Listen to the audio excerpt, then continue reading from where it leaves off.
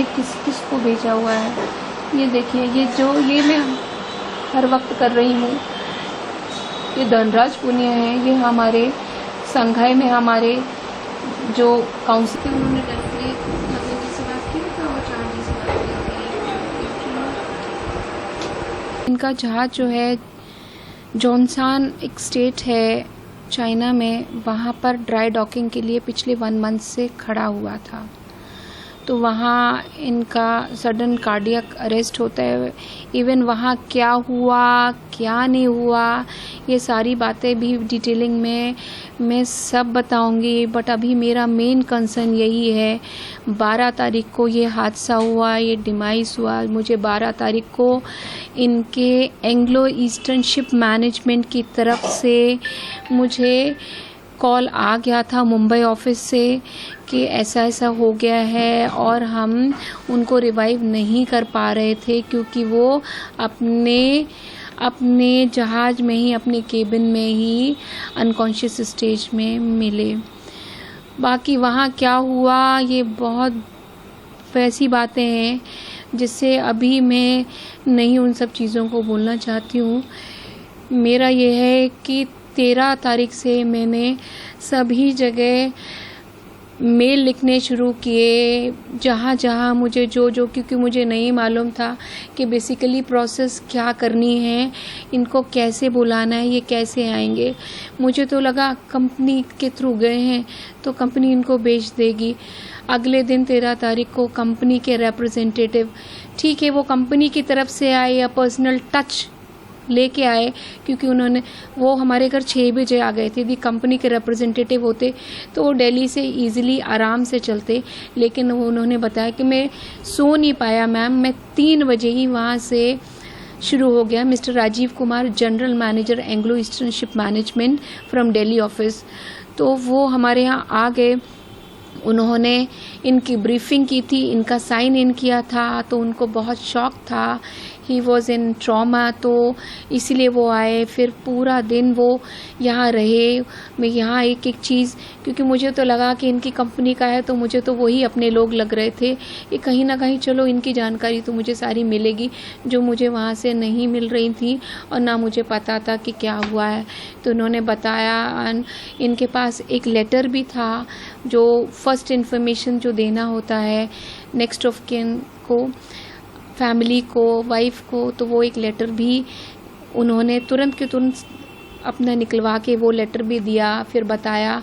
तो जब धीरे धीरे बात हुई, धीरे धीरे सारी उन्होंने मुझे ये बताया कि ma'am 10 to 12 days is approximate time for the repatriation process. तो आई रियली गॉट शॉक्ड। एकदम मुझे 2 से 3 घंटा मुझे इस बात के लिए लगा कि मतलब मैं क्या कैसे क्या ऐसे कैसे, मुझे तो ये लग रहा था कि वो तो आ जाएंगे बस काम खत्म, ठीक है। बट इतना उन्होंने जब बोला तो मैं तो एकदम शॉक्ड हो गई कि ये क्या बोल रहे हैं। फिर चलिए कोई बात नहीं, उन्होंने बोला बहुत सारे पेपर वर्क होंगे, कन्फर्मेशन होंगी आपकी तरफ से, and that I will tell you tomorrow. ठीक है, तो मैं जाता हूँ, मैं पता करता हूँ।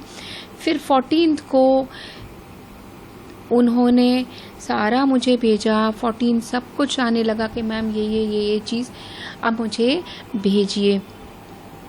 एक्चुअल में कंपनी ने तो बहुत कुछ अलग पॉलिसीज़ थी कि आपको ये chief engineer, as a chief engineer Anglo Eastern ship management company में as a chief engineer post पर कार्यरत थे ना, मत बोलो हैं, मतलब क्योंकि मुझे नहीं पता ना कि क्या हुआ है। अभी मुझे जब जानकारी नहीं है, ऐसे सुनी खबरें हैं, ठीक है।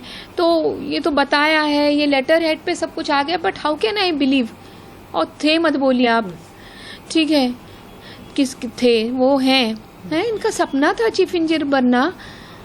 ये सेकेंड कॉन्ट्रैक्ट था एज अ चीफ इंजीनियर। कितना मेहनत किया है कौन जानता है इतना, कि घर में कोई सपोर्ट नहीं, खुद अपना जाके पढ़ रहे हैं, कर रहे हैं, बढ़ रहे हैं, फैमिली भी देख रहे हैं और अपना जॉब भी देख रहे हैं। फैमिली सिर्फ ये नहीं देख रहे हैं, पूरी फैमिली का मतलब होता है सभी इनके जो रिलेशन में हैं, इनके जो भाई बहन हैं, वो इनका मतलब ये और बाकी किससे क्या व्यवहार था ये तो बाकी लोग बताएंगे कि इनका क्या नेचर था, क्या व्यवहार था।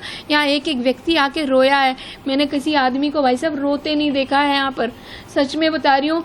मैंने भी देखी हैं ऐसे चीज़ें, लेकिन कभी कोई आदमी रोया नहीं है। बट मेरे घर में जेंट्स आके रोते हैं, इनके लिए रोते हैं कि कैसे सज्जन इंसान, कैसे देवता स्वरूप इंसान। तो ऐसा थे, मत बोलिए। तो कुछ नहीं, फिर उन्होंने बताया, मैंने उनको सारे डॉक्यूमेंटेशन मैंने 14 तारीख को मैंने भेज दिया, डॉक्यूमेंट्स भेज दिया, और उन्होंने वही स्कैन्ड कॉपी करके फटाफट वहाँ पर भी एम्बेसी में भी भेज दिया, क्योंकि हमारी जो संघाई में जो एम्बेसी है, काउंसलेट है, वही इस बात को प्रोसेस करी, वही हमारे रिप्रेजेंटेटिव हैं। ये इंडियन है, इंडियन के लिए वहाँ कौन बैठा है, वही एम्बेसी है, तो वही प्रोसेस करेंगे। तो हमने सारे डॉक्यूमेंट्स उनको 14 को ही मिल गए थे भाई साहब, मिल गए थे, ठीक है। बट वहाँ कोई प्रोसेसिंग नहीं हुई, कुछ नहीं हुई। मुझे 17-18 तारीख को ये बता रहे हैं कि सारे डॉक्यूमेंट्स अब मैम की मेल की तरफ से आना चाहिए। भाई साहब प्लीज़ बात मत करें, ठीक है, मैम की मेल की तरफ से आना चाहिए। तो मैं कह रही हूँ कि हमारी एम्बेसी कैसी है। मुझे तो एक दिन ये सोचने में लगा, कैसे लोग हैं कि हमारे काम के लिए इस तरीके से कर रहे हैं। जब आपको डॉक्यूमेंटेशन चाहिए था, आपको डॉक्यूमेंट्स चाहिए था, आपके उस बेसिस पे आपके काम बढ़ाते, हमने आपको कुरियर भी कर दिया था, वो भी लिखा था कि आपको कुरियर टाइम पे मिल जाएगा, बाकी स्कैन कॉपी से, तो आप काम आगे बढ़ाइए।